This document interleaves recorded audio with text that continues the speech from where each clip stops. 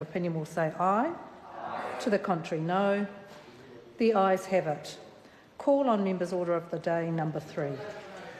Dog Control Category 1 Offences Amendment Bill, first reading. Madam Speaker. I call Ian McKelvie.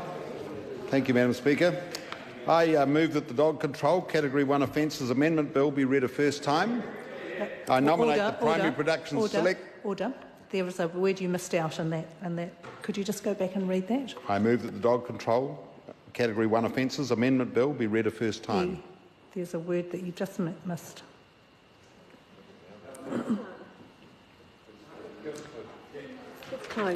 It should be now read a first time. Let's try that again. Thank you, Madam Speaker. I move that the Dog Control Category 1 Offences Amendment Bill be now read a first time.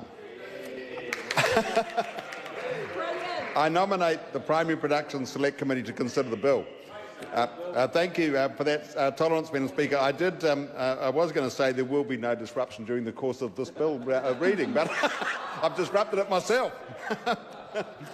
Madam Speaker, the purpose of this bill is to reduce the time it takes for certain charges under the Dog Control Act 1996 to be heard. It proposes to allow Category 1 offences under the Act as defined in Section 6 brackets 1 of the Criminal Procedure Act 2011 to be heard by Justices of the Peace and community magistrates rather than by district court judges.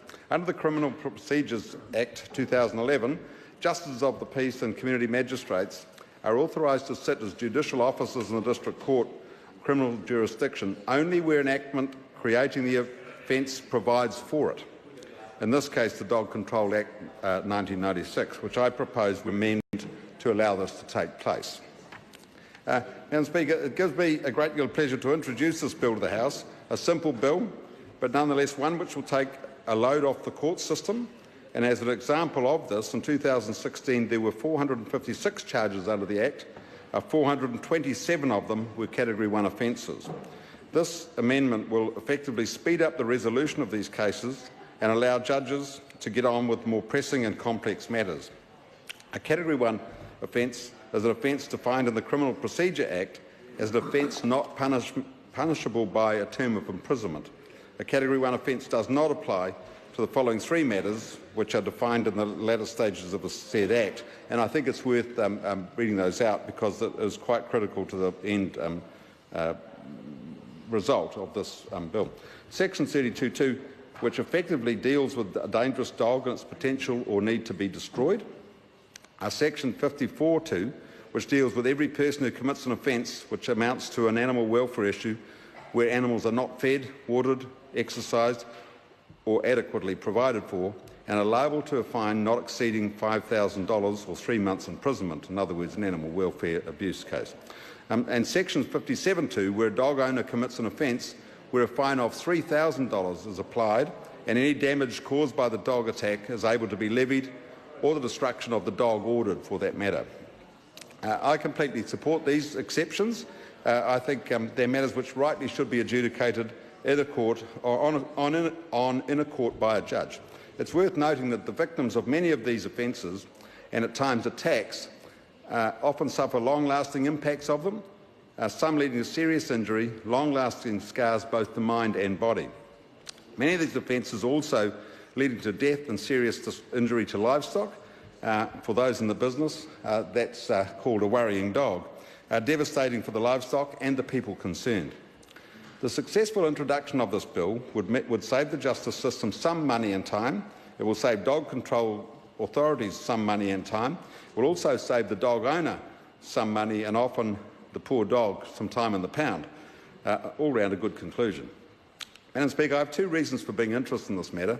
Firstly, my time in local government made me very aware of the frustration of dog owners, albeit errant at times, and council and animal control officers at the length of time it sometimes takes to get a resolution to these cases. One of the reasons for this frustration is, of course, the cost to the dog owner of pound fees, vet fees and other miscellaneous costs. Another reason for this frustration is the delay in getting a court hearing. The cost to dog owners is the subject of much debate in rural and urban communities alike, as are the difficulties posed by terminology and the terminology used in the Dog Control Act, such as a preferred dog owner or selected dog owner, a dangerous dog. And on that topic, the iconic New Zealand bushman Barry Crump once said, "Anyone who keeps a savage dog is scared of something." And actually, when you think of the stuff that comes through our electorate offices, that's often extremely true. And I often think that those dangerous dogs, frankly, should be banned myself, but that's for another day.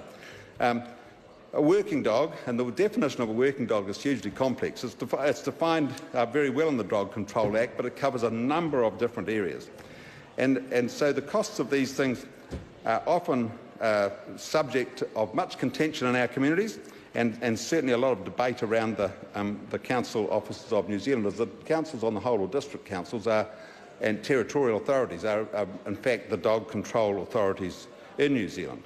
And it's interesting to look at dog registration fees, and they vary significantly right throughout New Zealand. And just for an example, a general registration in the Manawatu District Council costs $103 if you pay by the due date. For a neutered or spayed dog, it's $66. For a working dog, it's $33. For a dangerous dog, it's $232. And for a menacing dog, it's the same price. So you can see there's a lot of contention around the cost of owning and registering a dog.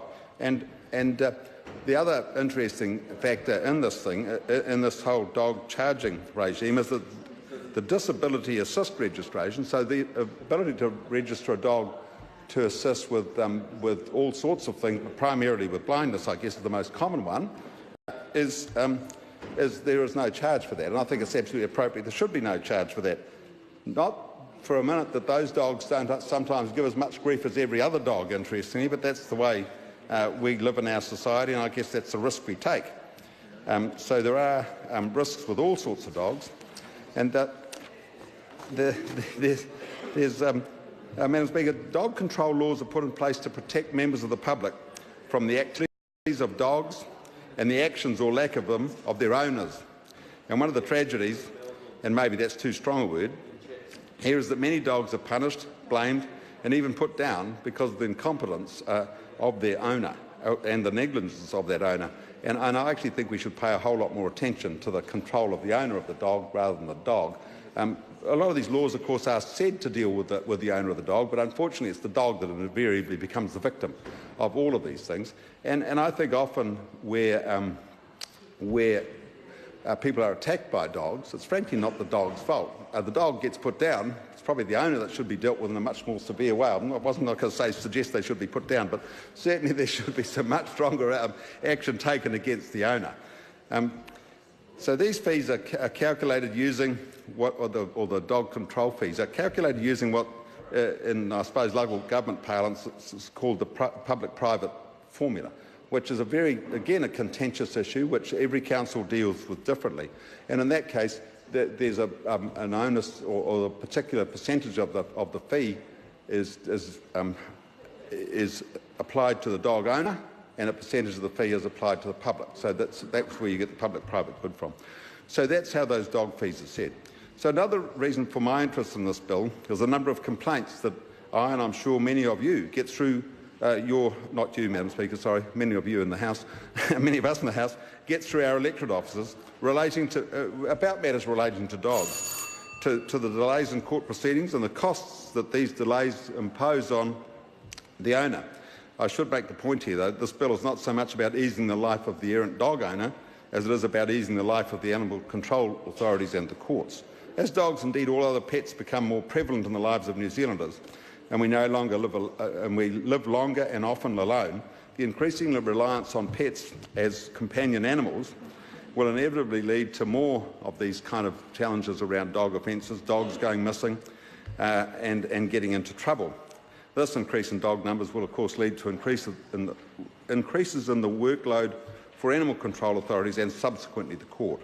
It's worth documenting a couple of court cases just to demonstrate the complication of this. And you can have a charge laid under the Dog Control Act 1996 where a dog is not controlled. So a person loses control of that dog. Currently that could end up in court. So that just because you've lost control of your dog or it's wandered or whatever, you could end up in court defending that. That's a significant cost to the New Zealand community. And in other cases where it becomes very doubtful as to the degree of the penalty or severity of the case is where a dog attacks someone.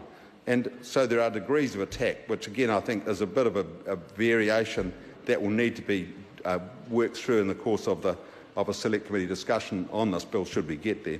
So, Madam Speaker, it's a privilege to be able to introduce legislation to the House, no matter how great or small the impact. This is the second time this year I've had the opportunity to do it, and I look forward to listening to the discussion that takes place tonight and hope that my bill is successful in getting through to the second reading. Thank you, Madam Speaker. The question is that the motion be agreed to. I feel time. Speaker. I'll call Kieran McAnulty. Malu e lau malai